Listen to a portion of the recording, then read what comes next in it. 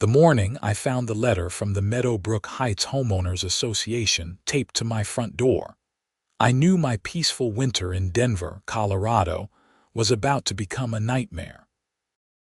I stood there in my driveway, coffee mug steaming in the crisp January air, staring at the official-looking document that might as well have been a declaration of war.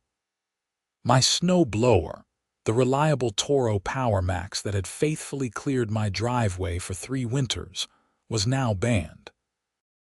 Effective immediately. Reason: excessive noise pollution during restricted hours. The signature at the bottom belonged to Patricia Thornberry, the HOA president who had moved into the neighborhood 6 months ago and immediately appointed herself the guardian of suburban tranquility.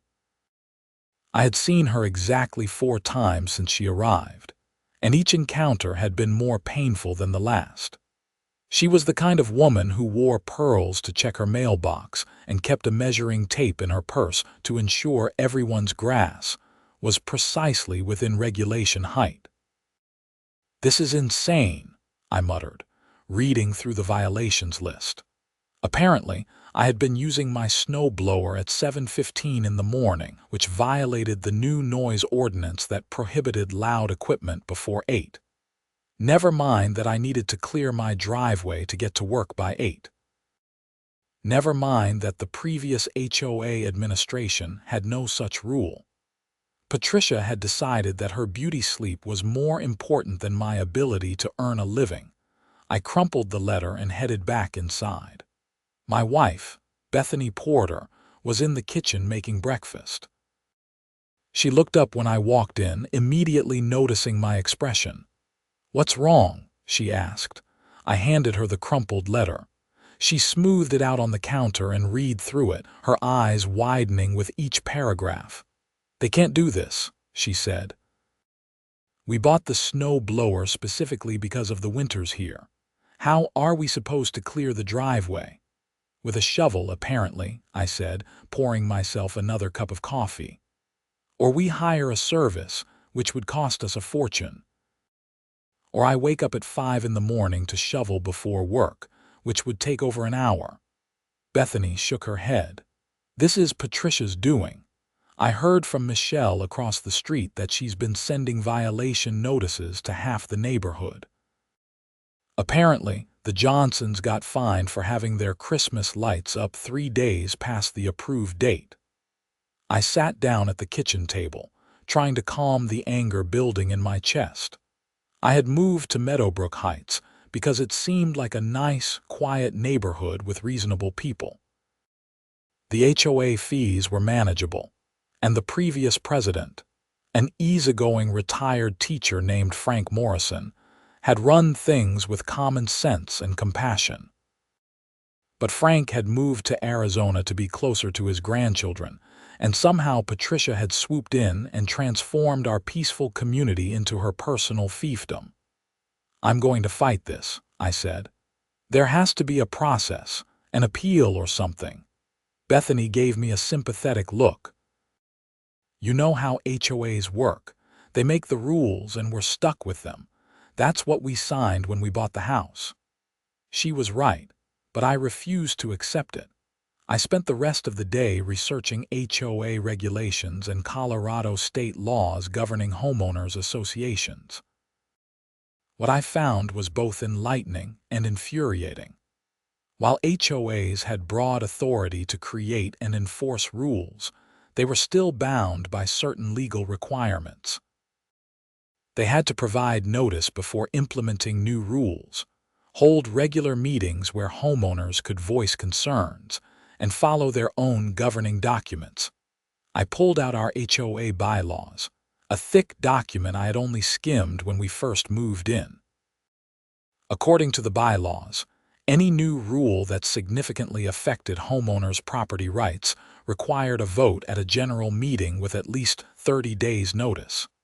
I checked my email and the community bulletin board online. There had been no announcement of any meeting, no vote, no discussion. Patricia had simply decided to implement this rule on her own authority. Armed with this information, I drafted a formal letter to the HOA board requesting an appeal hearing and pointing out the procedural violations. I sent it via certified mail and email, making sure I had documentation of everything. 2 days later, I received a response. Not from Patricia, but from her assistant board member, a thin-lipped woman named Margaret Chen, who seemed to communicate exclusively in bureaucratic jargon. The email informed me that the noise ordinance had been properly implemented under the board's emergency authority to address immediate quality of life issues. My appeal was denied, and I would face daily fines of $100 for each violation if I continued to use the snow blower during restricted hours. $100 a day. I did the math quickly. If I needed to clear my driveway 4 times a week during winter months, that would be $1,600 a month in fines. It was extortion dressed up in legal language. That night, as I lay in bed staring at the ceiling, an idea formed in my mind. It was petty, possibly childish, but it addressed the fundamental absurdity of the situation in a way that felt deeply satisfying. If Patricia wanted to ban my snow blower for being too loud, I would comply with the letter of her law while thoroughly violating its spirit. The next morning, I got up early and drove to Home Depot. I walked past the snow removal section, ignoring the perfectly functional shovels, and headed to the metal tools section. I grabbed a cart and started loading. Standard metal shovels, the kind that made a satisfying scraping sound against concrete. I filled the cart with 12 of them, then went back for more. The cashier gave me a strange look as I checked out with 24 shovels. "Starting a landscaping business?" he asked. "Something like that," I replied. I made 2 more trips that day, visiting Lowe's and Ace Hardware. By the end of the afternoon, I had 47 metal shovels lined up in my garage like an army preparing for battle. Bethany came home from work and stared at the collection. "What are you doing?" she asked, though her tone suggested she was afraid she already knew the answer. "Complying with HOA regulations," I said.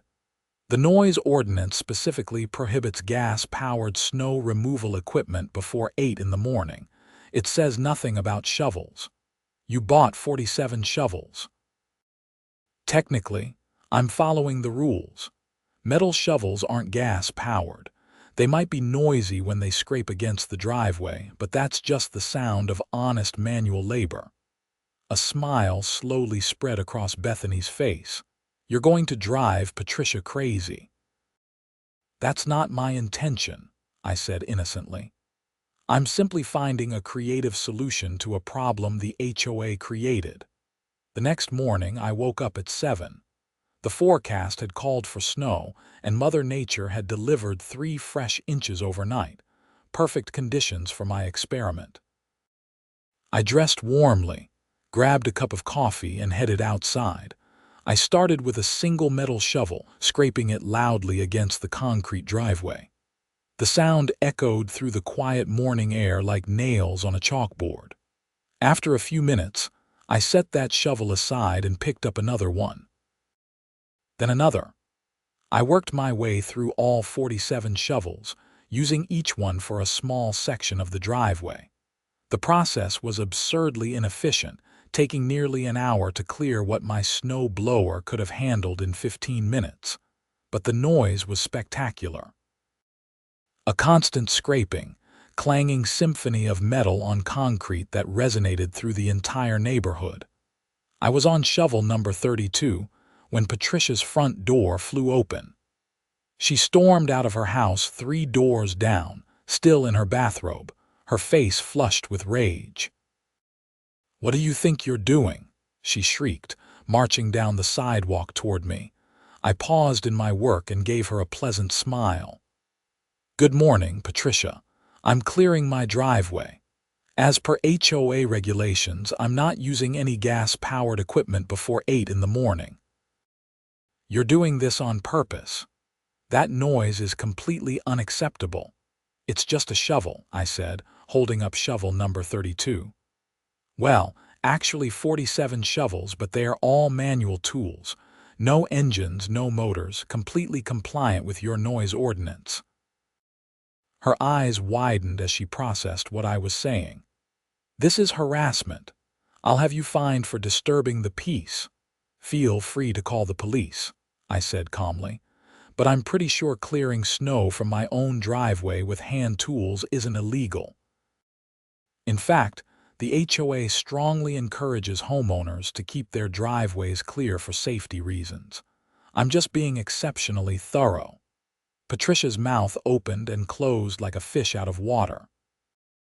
She seemed torn between screaming at me and maintaining the dignified composure she clearly prided herself on. Dignity won, but barely. "We'll see about this," she hissed, turning on her heel and storming back to her house. I picked up shovel number 33 and continued working.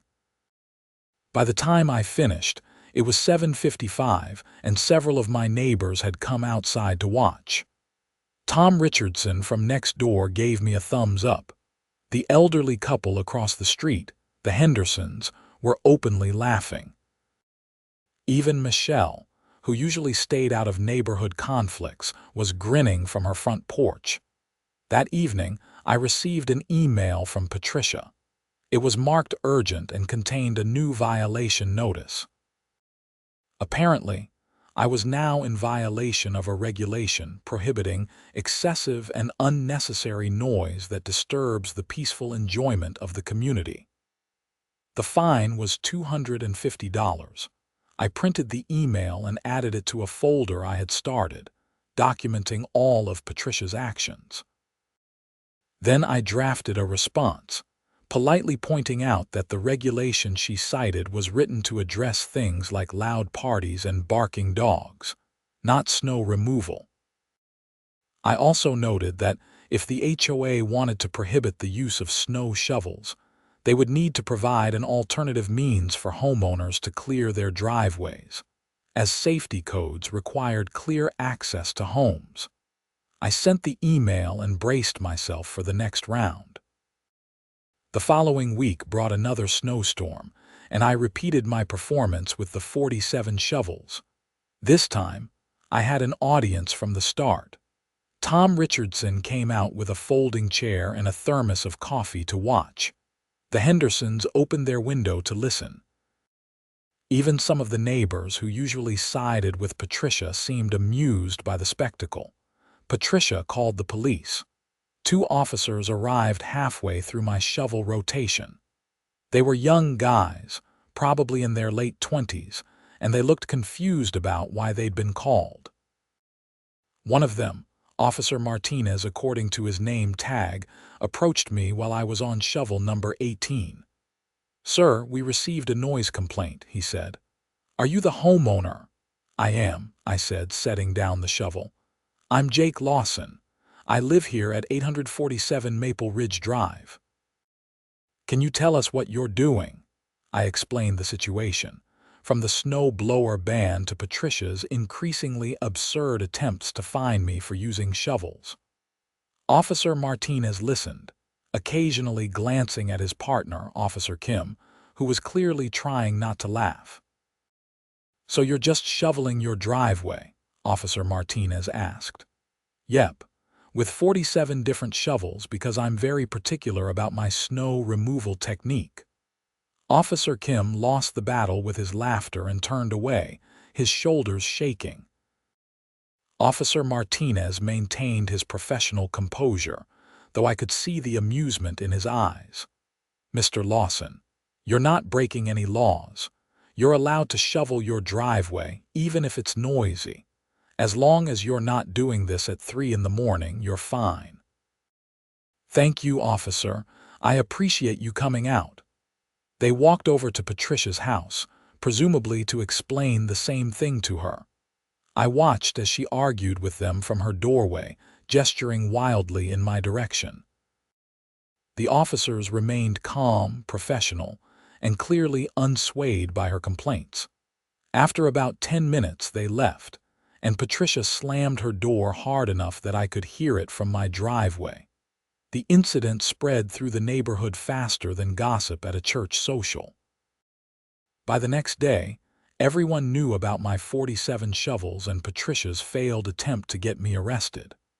The general consensus seemed to be that Patricia had overstepped her authority, and I was fighting back in the most creative way possible. But Patricia wasn't done. Not by a long shot. 3 days later, I received a notice that the HOA was pursuing legal action against me for willful violation of community standards. The letter, drafted by a lawyer Patricia had apparently hired, demanded that I cease my malicious compliance with HOA regulations and pay accumulated fines totaling $1,400 for various violations, including the original snow blower use and the subsequent noise complaints. This was escalating beyond neighborhood drama into actual legal territory. I knew I needed professional help. I contacted a lawyer who specialized in HOA disputes, a woman named Rebecca Foster, who had excellent reviews and a reputation for not backing down from abusive HOAs. Rebecca was in her 40s, with short gray hair and sharp eyes that seemed to evaluate everything in terms of legal precedent. We met in her office in downtown Denver, and I laid out the entire situation, showing her all the documentation I had collected. She listened carefully, occasionally making notes, and when I finished, she smiled. "Mr. Lawson, you have an excellent case for HOA harassment and selective enforcement, but more importantly, you have a case for improper rule implementation. This Patricia Thornberry implemented a significant new regulation without following the proper procedures outlined in your community's bylaws. That alone could invalidate the entire noise ordinance. So what do?" I asked. "First, we file a formal complaint with the HOA board demanding a full membership meeting to address these issues. Second, we respond to their legal threat with one of our own, citing their procedural violations and the pattern of harassment. Third, we gather support from other homeowners who are tired of Patricia's overreach. HOAs are democratic organizations, at least in theory. If enough homeowners demand change, they can remove board members and reverse bad policies." I left Rebecca's office feeling more optimistic than I had in weeks. She drafted the necessary letters and filed them the same day. The response from Patricia was swift and predictable. She denied any wrongdoing and doubled down on her position, scheduling a board meeting for the following month to address what she called ongoing behavioral issues within the community. That meeting became the talk of Meadowbrook Heights. Neighbors who usually avoided HOA politics started paying attention. Tom Richardson organized an informal gathering at his house where concerned homeowners could discuss their experiences with Patricia's administration. 37 people showed up, nearly half the neighborhood. The stories were remarkably consistent. Patricia had been systematically targeting anyone who disagreed with her or failed to meet her personal standards of suburban perfection. The Johnsons had been fined $600 for Christmas light violations. The Patel family received a citation because their teenage son's basketball hoop was 3 inches over the height limit. An elderly widow named Dorothy Green had been threatened with fines because her lawn care service came on Sundays, which Patricia deemed inappropriate. We decided to organize.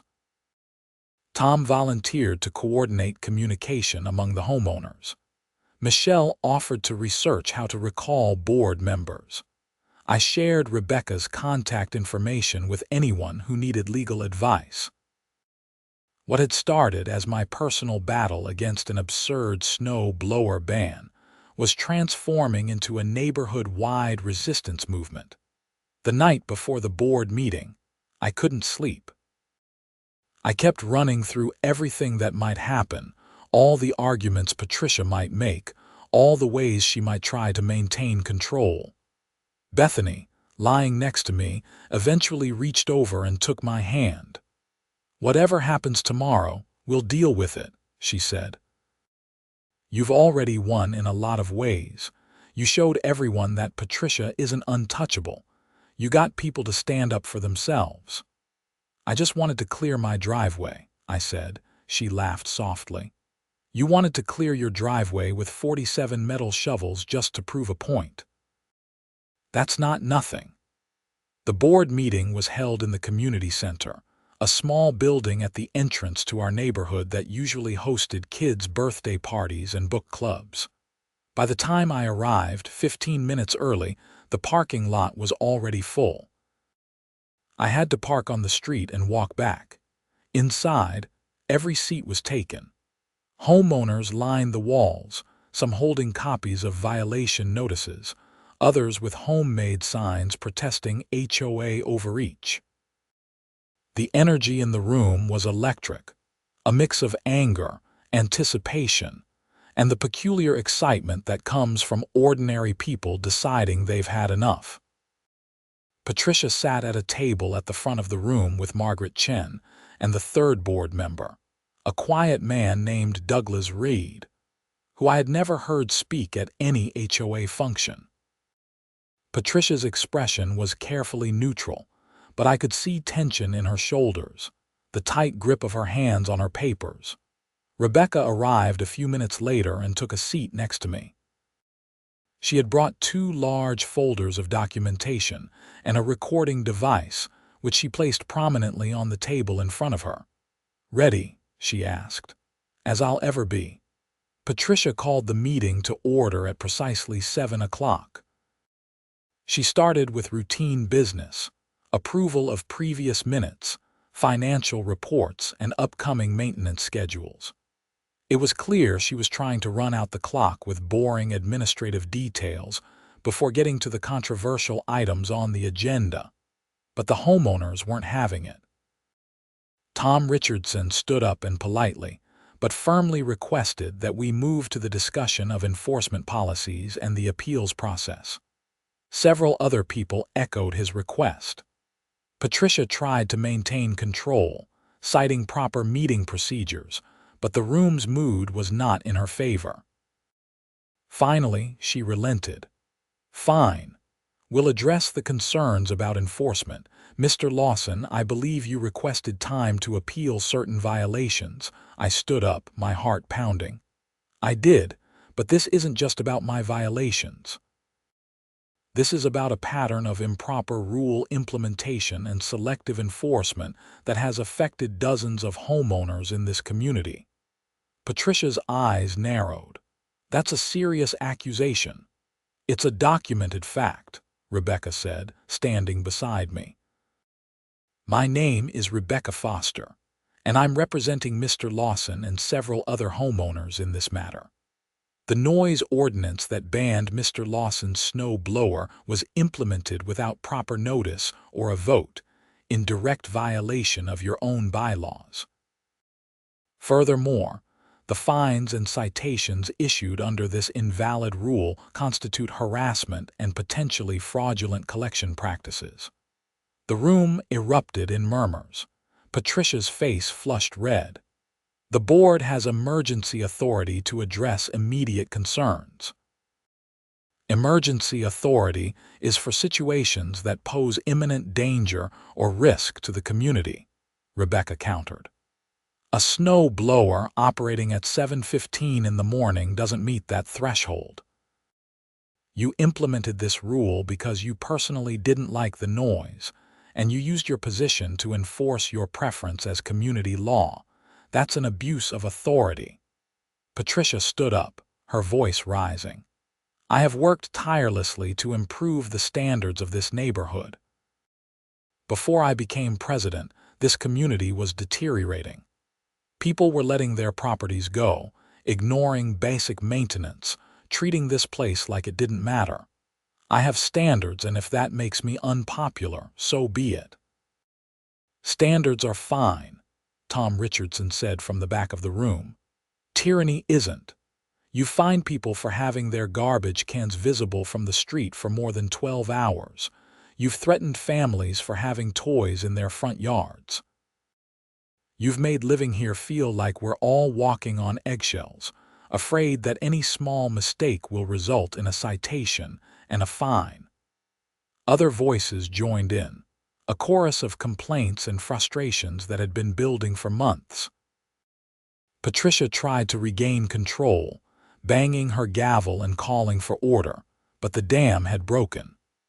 Person after person stood up to share their experiences, their anger and exhaustion evident. Margaret Chen looked increasingly uncomfortable. Douglas Reid, the third board member, finally spoke for the first time I had ever heard. Patricia, maybe we should table these enforcement actions and review our policies. It's clear that the community feels we've gone too far. Patricia turned on him with fury. We? There is no we in this. I'm the one who has been doing the actual work, while you two sit back and rubber stamp everything I propose. If this community falls apart because we decided to be soft on standards, that's on you, not me. It was a spectacular self-destruction. By attacking her own board members in front of the entire community, Patricia had revealed exactly the kind of person she was. Someone who viewed the HOA not as a democratic organization, but as her personal instrument of control. Rebecca seized the moment. I move that the community vote immediately on whether to recall Patricia Thornberry from her position as HOA president and to invalidate all enforcement actions taken under the improperly implemented noise ordinance. Second, Tom Richardson called out.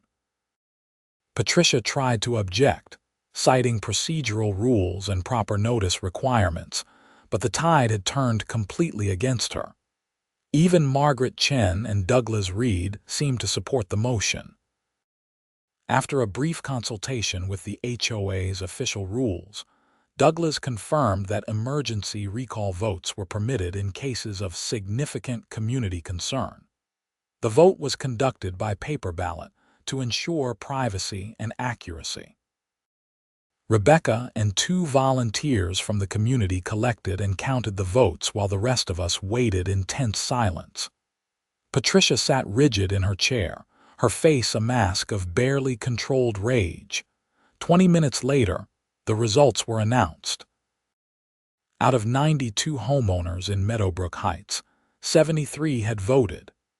The motion to recall Patricia Thornberry passed with 61 votes in favor and 12 opposed. The motion to invalidate the noise ordinance and all associated fines passed with 68 votes in favor. Patricia stood up slowly, gathering her papers with shaking hands. For a moment, I thought she might simply leave without saying anything, but at the last second, she turned to face the room. "You'll regret this," she said, her voice cold. "This neighborhood needs order and standards. Without someone willing to enforce them, you'll descend into chaos. Don't come crying to me when your property values plummet because someone decides to paint their house purple or turn their front yard into a junkyard." She walked out, heels clicking sharply against the linoleum floor. The door closed behind her with a decisive thud. The room sat in stunned silence for a moment before someone started clapping. Then another person joined in, and another, until the entire room was applauding. It felt less like a celebration of victory, and more like a collective release of tension that had been building for months. Douglas Reid took over as temporary president, and we spent the next hour discussing how to move forward. The first order of business was to form a committee to review all HOA rules and ensure they were reasonable and properly implemented. The second was to establish a clear appeals process for homeowners who received violations. The third was to set up regular town halls where community members could voice concerns before they escalated into major conflicts. I left the meeting feeling exhausted but satisfied. The fight wasn't completely over. There would be paperwork to finalize, procedures to establish, and the general work of rebuilding trust within the community. But the immediate threat had been neutralized, and the neighborhood had remembered that it was supposed to be a community of neighbors, not subjects ruled by a petty tyrant. Over the next few weeks, things slowly returned to normal. I put away 36 of my 47 shovels, donating them to a local charity that helped low-income homeowners with winter maintenance. I kept 11 shovels in my garage, partly because they were useful and partly as a reminder of the absurdity that had led to all this. Patricia moved out of the neighborhood 2 months later. According to the rumors that circulated through the community, she had taken a job in Seattle and wanted a fresh start. Nobody threw her a going-away party. The new HOA board, led by Douglas Reid and a committee of 5 homeowners, took a dramatically different approach to governance. They focused on genuine community issues like maintaining common areas and organizing neighborhood events, not on petty enforcement of arbitrary standards. Violation notices became rare, issued only for serious problems like genuinely neglected properties that posed safety concerns. I used my snow blower on a morning in late February, clearing my driveway at 7:15 without fear of fines or angry letters. The sound of the engine was loud in the quiet morning air, but it was a practical, purposeful noise that harmed no one. Tom Richardson came out of his house and waved. The Hendersons gave me a thumbs up from their window. Bethany and I hosted a spring barbecue in May, inviting the entire neighborhood. Nearly 40 people came, including families that had been too afraid of Patricia's scrutiny to socialize before. Kids played basketball in the driveway with the Patel's son. Tom brought his famous pulled pork. Dorothy Green made a spectacular strawberry cake. We ate and laughed and enjoyed being neighbors without the weight of arbitrary rules and vindictive enforcement hanging over everything. Rebecca Foster stopped by during the barbecue. She wasn't working as my lawyer anymore, but we had become friendly during the whole ordeal. She grabbed a burger and surveyed the happy chaos of the gathering. "This is what neighborhoods are supposed to be like," she said. "People actually enjoying where they live." "Thanks for helping make it possible," I replied. She smiled. "You did most of the work. All I did was point out that Patricia was breaking her own rules." "You're the one who had the courage to stand up to her, even if you did it with 47 metal shovels." "I really did buy 47 shovels," I said, shaking my head at the memory. "What was I thinking?" "You were thinking that absurd rules deserve absurd responses, and you were right." The barbecue lasted until sunset, neighbors lingering in that pleasant way that happens when people genuinely enjoy each other's company. As I cleaned up paper plates and cups later that evening, I reflected on how much had changed in just a few months. What had started as a personal annoyance over a banned snow blower had transformed into a community-wide reckoning with what it meant to live in an HOA neighborhood. The experience taught me several valuable lessons. First, documents matter. By knowing the HOA bylaws better than Patricia did, I had been able to identify exactly how she was overstepping her authority. Second, community matters. Alone, I was just one guy with 47 shovels. Together with my neighbors, we were a force that even the most determined HOA president couldn't ignore. Third, sometimes the most effective form of resistance is simply forcing people to confront the absurdity of their own rules.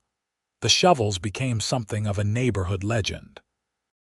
Kids would ask me to show them the famous shovels, and I would take them into the garage and let them see the remaining 11, arranged neatly against the wall like artifacts in a museum dedicated to suburban rebellion. I told them the story of why I bought them, how I used them, and what happened as a result. I wanted them to understand that standing up for yourself doesn't always mean grand, dramatic gestures. Sometimes it means creatively working within the system to highlight its flaws. Winter came again, and with it more snow. I used my snow blower freely, maintaining my driveway without harassment or fines. Sometimes I would glance down the street toward where Patricia had lived, half expecting to see her storming out of the house to yell at me. But the house had new owners now, a young couple with a baby who seemed delighted to be part of a friendly neighborhood. The HOA continued to function, but in a way that felt supportive rather than oppressive. When the Johnsons needed help after Mr. Johnson had surgery, the HOA organized a meal train and coordinated volunteers to help with snow removal and yard work.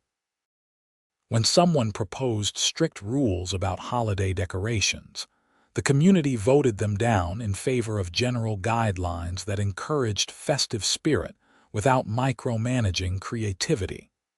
Douglas Reed turned out to be a thoughtful and fair president. He reached out to me personally a few months after Patricia's departure, asking if I would be willing to serve on the Architectural Review Committee. I agreed, seeing it as an opportunity to help prevent future abuses of power. The committee focused on maintaining the neighborhood's aesthetic character while respecting homeowners' rights to personalize their properties. It was a balance, but one we managed by actually talking to people and finding reasonable compromises rather than issuing citations and fines. One particularly satisfying moment came when we approved a request from the Patel family to install a permanent basketball court in their backyard. Patricia would have rejected it instantly, citing noise concerns and aesthetic impact. We approved it because it made their family happy and created a space where neighborhood kids could gather safely. The sound of bouncing basketballs became a regular feature of summer evenings, and rather than being an annoyance, it was a reminder that we lived in a real neighborhood with real people, not a sterile showpiece designed to meet one person's vision of suburban perfection.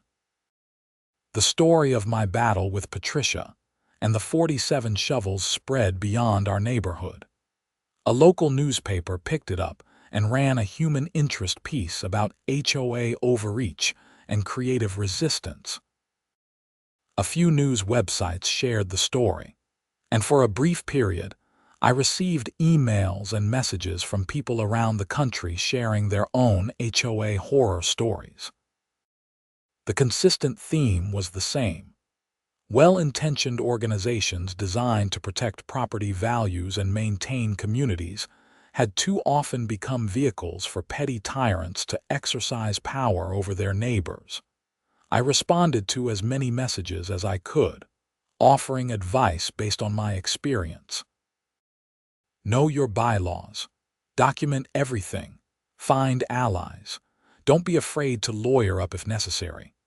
And remember that the HOA is supposed to serve the homeowners, not the other way around. Many people thanked me and said they felt inspired to stand up to their own unreasonable HOA boards. Some people asked if I regretted the whole experience, if I wished I had just quietly complied with Patricia's rules and avoided the conflict. The answer was always no. Yes, it had been stressful. Yes, it had cost me time and money and considerable emotional energy, but it had also been worth it. I had learned that I could stand up for myself and my rights. I had helped create positive change in my community, and I had made genuine connections with my neighbors that never would have happened if we had all just kept our heads down and accepted Patricia's reign of petty tyranny. Bethany and I celebrated our 5th anniversary in the house that fall. We had a quiet dinner at home, and afterward, we sat on the porch watching the sun set over the neighborhood. Kids were playing in the street under the watchful eyes of parents chatting on lawns. Someone was grilling somewhere nearby, the smell of charcoal and cooking meat drifting on the evening air. It was a perfect suburban scene, the kind of moment that real estate brochures try to capture but rarely achieve in reality. Do you ever think about what would have happened if you had just given up and hired a snow removal service? Bethany asked. I considered the question seriously. Sometimes. It would have been easier in the short term, but Patricia wouldn't have stopped with the snow blower. She was just getting started. If nobody had pushed back, she would have kept going until she controlled every aspect of how people lived in this neighborhood. So you and your 47 shovels saved us all, I laughed. I don't know if I'd go that far. But maybe they helped remind everyone that we don't have to accept unreasonable rules just because someone in authority made them. We have power too, if we're willing to use it. As winter approached again, the HOA sent out its annual newsletter. There was a section about snow removal that made me smile. It encouraged homeowners to maintain clear driveways and sidewalks for safety, noted that snow blowers were acceptable tools for the job, and reminded everyone to be considerate of neighbors when operating loud equipment early in the morning, but acknowledged that people had work schedules and sometimes needed to clear snow before 8. It was reasonable, balanced, and focused on actual concerns rather than arbitrary exercise of power. I used my snow blower that winter without incident. The metal shovels remained in my garage, a monument to absurdity and resistance. Occasionally, when clearing my driveway, I would think about using all 47 of them again, just for the nostalgic chaos of it. But I never did. The point had been made, the battle had been won, and there was no need to keep fighting a war that was already over. Years passed. The neighborhood continued to thrive under sensible HOA leadership. Property values increased not because of strict enforcement of aesthetic rules, but because people genuinely enjoyed living there and took pride in their homes. New families moved in and were welcomed warmly. The annual summer barbecue became a cherished tradition, growing larger each year. I eventually joined the HOA board myself, serving a 2-year term as treasurer. It gave me an inside view of how the organization functioned when run properly. It was boring, administrative work focused on budgets and maintenance schedules, and coordinating with contractors. There were no dramatic conflicts, no power struggles, no attempts to micromanage how people lived their lives. It was exactly what an HOA should be. A practical organization handling shared responsibilities and maintaining common areas. Patricia's name came up occasionally, usually when discussing what not to do as board members. She had become a cautionary tale, an example of how quickly power can corrupt when placed in the hands of someone more interested in control than community. I heard through distant connections that she had faced similar problems in Seattle, though she had been removed from HOA leadership there much more quickly, her reputation apparently preceding her. I never wished her ill. In an odd way, I was almost grateful for what she had put me through. The conflict had forced me to become more engaged with my community, to stand up for principles I believed in, and to help create positive change. Without Patricia's overreach, I might have just remained a passive homeowner, attending the occasional meeting but never really connecting with my neighbors or understanding the power dynamics that shaped where I lived. The metal shovels, though largely unused, remained in my garage. Visitors who knew the story would always ask to see them, and I would happily show them off. They were conversation pieces, symbols of a strange chapter in my life when I had decided that the appropriate response to an unreasonable noise ordinance was to create even more noise in the most technically compliant way possible. Looking back on everything, the whole saga felt almost surreal. It seemed impossible that a simple snow blower ban could have escalated into a neighborhood-wide revolt and the removal of an HOA president. But that was the nature of suburban life. Small issues could become enormous battles when they touched on fundamental questions of power, respect, and community. I learned that fighting back doesn't always require dramatic confrontation. Sometimes the most effective resistance is simply taking someone's rules seriously, following them to the letter while demonstrating how absurd they are in practice. 47 metal shovels scraping against concrete at 7 in the morning made a point that no amount of arguing could have achieved. It was physical, undeniable proof that Patricia's noise ordinance wasn't about protecting the community, but about exerting control. I also learned that documentation is crucial. Every email I saved, every violation notice I kept, every detail I recorded became ammunition in the eventual battle. When Rebecca presented our case, she had a complete record of Patricia's actions, showing the pattern of overreach and the procedural violations. Without that documentation, it would have been my word against Patricia's, and the outcome might have been very different. Most importantly, I learned the value of community. Alone, I was just an annoying guy with too many shovels.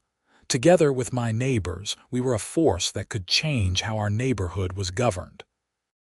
The relationships I built during that conflict became genuine friendships that enriched my life in ways I never expected. The snow kept falling each winter, and I kept clearing my driveway. Sometimes with the snow blower, sometimes with a regular shovel when the accumulation was light. The 47 metal shovels stood ready in my garage if I ever needed to make a point again, but I hoped that day would never come. The neighborhood had learned its lesson about the dangers of unchecked HOA power, and I had no desire to relive that particular battle. On quiet winter mornings, when I fired up my snow blower and watched the snow arc through the air, clearing a path to the street, I felt a sense of satisfaction that went beyond just having a clear driveway. It was the satisfaction of knowing I had stood up for myself and my rights. The satisfaction of having helped create positive change in my community. The satisfaction of knowing that Patricia Thornberry, wherever she was, no longer had the power to tell me how to clear my own driveway, and if she ever tried again, well, I still had those 47 shovels. The whole experience fundamentally changed how I viewed homeownership and community involvement. Before Patricia, I had seen the HOA as just another bill to pay, another administrative burden that came with owning property. After Patricia, I understood that HOAs were political organizations, small democracies that could be forces for good or ill depending on who was in charge, and how engaged the community remained. I encouraged new homeowners to read their HOA bylaws, attend meetings, and stay informed about what their board was doing. I shared my story not as a brag about how I had defeated a petty tyrant, but as a lesson about the importance of standing up to unreasonable authority and the power of community organizing. Some people thought I had overreacted, that I should have just accepted the snow blower ban and moved on. But those people usually hadn't experienced the particular frustration of having someone else dictate how they could maintain their own property for arbitrary reasons. They hadn't felt the slow burn of resentment that comes from being treated like a child who can't be trusted to make reasonable decisions about when and how to clear snow. The 47 shovels had been absurd, yes, but absurdity was sometimes the only appropriate response to absurd situations. By taking Patricia's rule to its logical extreme, I had exposed the fundamental silliness of banning a practical tool because of personal preference. The scraping sound of metal on concrete had been my protest song, a daily reminder that bad rules deserved resistance, even if that resistance looked ridiculous. As spring arrived again, bringing melting snow and the first green shoots of grass, I reflected on how much had changed. The neighborhood felt lighter somehow, less burdened by the constant worry of violations and fines. People spent more time outside, more time talking to each other, more time actually living in their homes rather than maintaining them as showpieces to meet someone else's standards. The HOA continued to serve its proper function, maintaining the community center, coordinating landscaping for common areas, organizing the annual garage sale and the summer block party. But it did so with a light touch, focusing on bringing the community together rather than policing every minor deviation from perfection. I sometimes wondered if Patricia had learned anything from the experience. Had she recognized that her approach had been wrong, that she had let power go to her head? Or did she still believe she had been right, that the neighborhood needed her iron hand to maintain standards? I would never know, and ultimately, it didn't matter. She was gone, and the neighborhood was better for it. The metal shovels gradually took on a life of their own in neighborhood lore. Kids growing up in Meadowbrook Heights heard the story and understood it as a parable about standing up to unfair rules. Parents used it as a teaching moment about creative problem solving and the importance of community involvement. The shovels themselves became almost mythical, physical evidence that ordinary people could push back against unreasonable authority and win.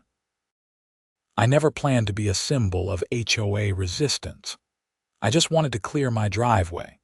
But sometimes symbols emerge from the most ordinary conflicts, and sometimes the most effective acts of rebellion are the ones that seem slightly ridiculous on the surface, but reveal deeper truths underneath. The truth revealed by 47 metal shovels was simple.